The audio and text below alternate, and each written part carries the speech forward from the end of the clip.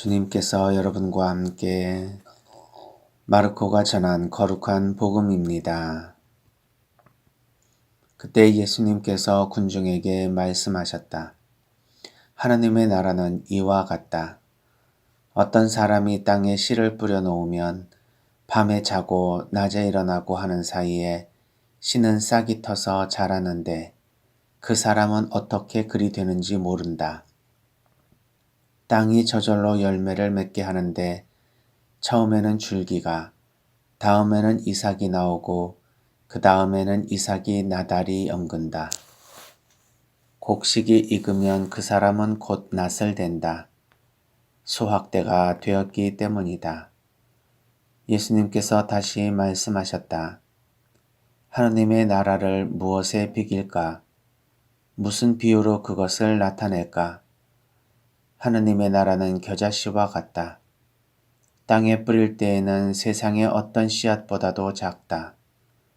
그러나 땅에 뿌려지면 자라나서 어떤 풀보다도 커지고 큰 가지들을 뻗어 하늘의 새들이 그 그늘에 깃들일 수 있게 된다.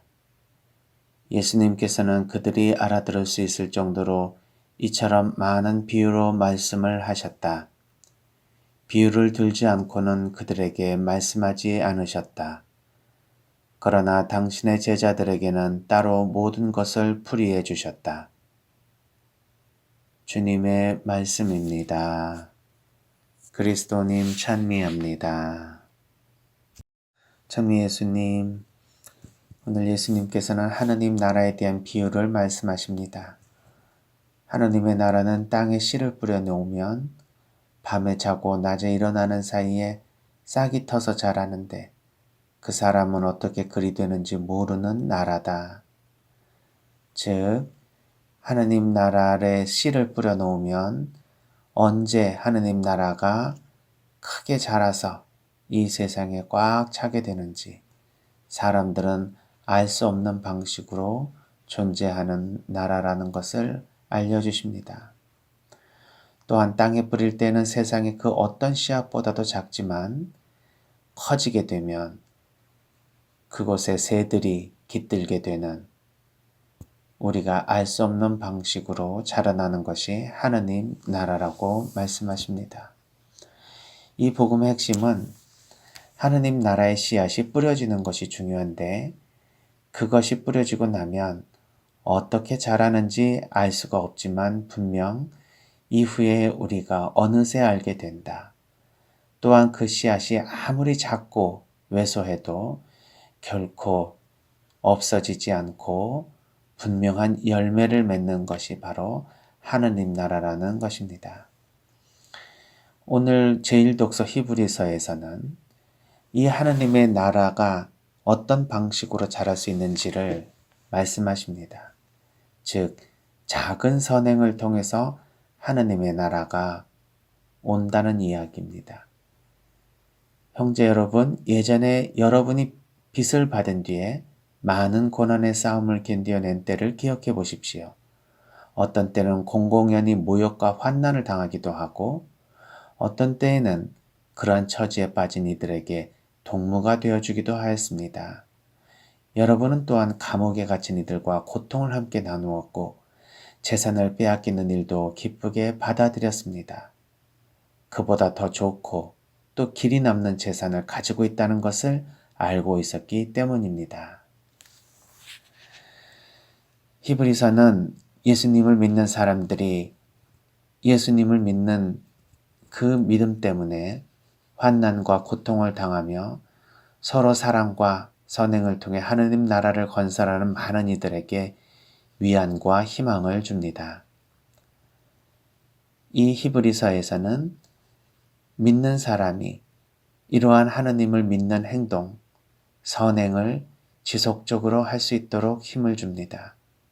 그리고 그 확신을 버리지 말라고 말씀하십니다. 큰 상이 우리에게 준비되어 있다. 하나님의 뜻을 이루어 약속된 것을 얻으려면 인내가 필요하다고 합니다. 하느님께서 분명히 갚아주실 것이라는 겁니다. 하느님의 나라를 우리가 기다리면서 꼭 기억해야 될 것이 있습니다.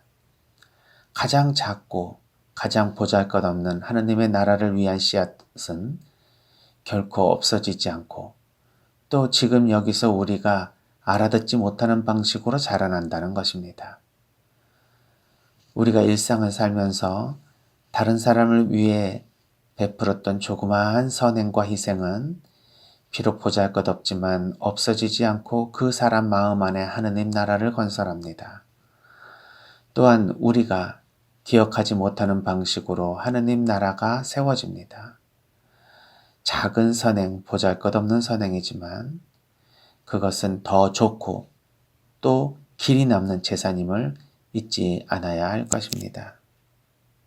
작은 선행이지만 그것이 어떤 사람의 마음 안에 사랑의 씨앗이 뿌리를 내리고 열매를 맺어 서로 사랑하고 있고 그 안에 하느님을 만나게 된 한 분의 말씀을 같이 나누고자 합니다.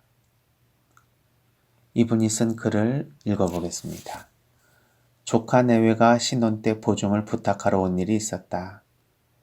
보증은 서지 않는 사람이라는 걸 알았을 텐데 얼마나 급하면 찾아왔을까 싶었다. 아마 몇 달치 월급쯤 되는 금액이었을 것이다.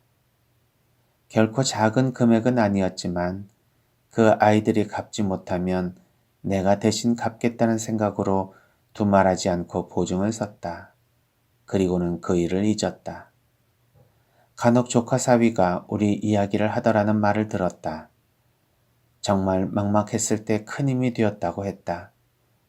당면했던 문제를 해결했던 것도 그랬고 어려운 부탁을 외면하지 않고 선뜻 들어줘서 정말 위로가 되었다고 했다.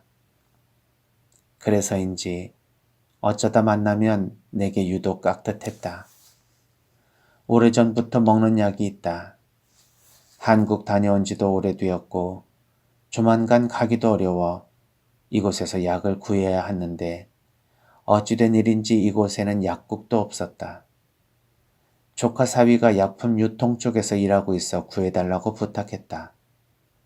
다음 날 구해놨다고 연락이 와서 아내가 돈을 보내마고 했더니 펄쩍 뛰더란다. 그러면서 다른 건 몰라도 앞으로 내 약만큼은 자기가 책임지겠다고 하더란다. 한국에 돌아가면 약을 부탁할 일이 생기기야 하겠냐만 그렇게 말해주니 무척 고마웠다. 여느 날처럼 아침에 감사할 일이 헤아리는데 이 생각이 났다. 신혼 때 입은 작은 도움을 며느리를 맞을 만큼 나이 든 지금까지 기억하는 그가 고마웠고 그들이 필요할 때 도울 수 있는 마음을 허락하신 것이 감사했다. 작은 선행이었는데 큰 보답으로 돌려받았다. 해외에 사시는 한 분이 자신의 블로그에 올린 글입니다.